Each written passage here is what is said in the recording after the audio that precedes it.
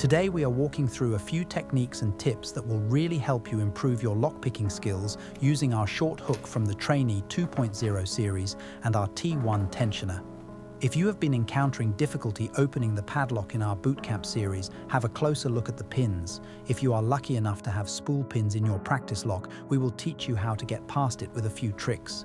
This lock has spools on pins 6, 4, and 2. We will use top-of-keyway to tension the lock, and we will explain the reason for that decision later in the video. The pressure should be just enough to turn the core, but not too much that you overbend the tensioner.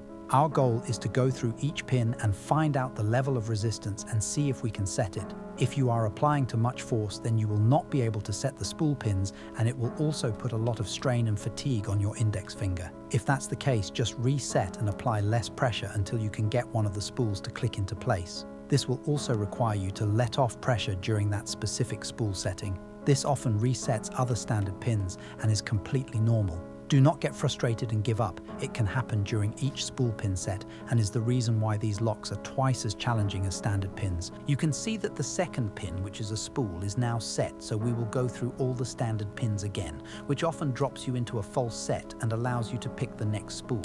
Another pro tip is to call out or repeat the binding order so that you know exactly which pin was binding and can recall the order of pins to pick in case they get reset. The ordering can get confusing, so verbal callouts can help you memorize everything. Once you get the hang of spool pins, you can try to zip the pins into place, or at least set the majority through zipping, which involves just scrubbing your pick through the pin stack quickly, similar to raking.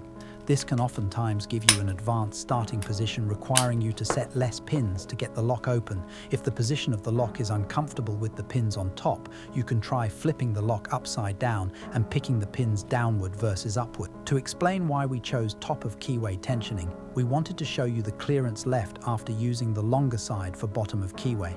Once you add the size of the bottom-of-keyway tensioning to the pick height, you'll see there's almost no clearance for the pins. If we were to attempt to pick the lock like this, we would find it very hard to have full control of the pins while moving the pick throughout the pin stack. This could cause oversetting pins and eventually 1 second guessing the correct set pins. Lastly, we are going to look at our pointer finger position, which is crucial for picking locks.